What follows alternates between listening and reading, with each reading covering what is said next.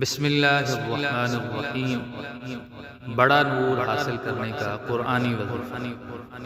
حافظ ابو بکر بزار رحمۃ اللہ علیہ اپنی کتاب میں اس روایت کو لائے ہیں کہ رسول اللہ صلی اللہ علیہ وسلم نے فرمایا کہ جو بھی شخص اس آیت کو رات کے وقت پڑھے گا اللہ تعالی اسے اتنا بڑا نور عطا فرمائیں گے جو عدن سے مکہ شریف تک پہنچے۔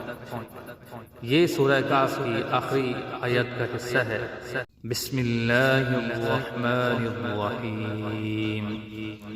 فمن كان يرجو لقاء ربه فليعمل عملا صالحا ولا يشرك بعبادة ربه أحدا۔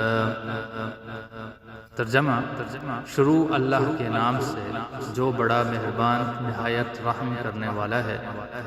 جو شخص اپنے رب سے ملنے کی آرزو رکھے تو نیک کام کرتا رہے اور اپنے رب کی عبادت میں کسی کو شریک نہ کرے۔ تفسیر ابن کثیر جلد نمبر 3 صفحہ نمبر 286۔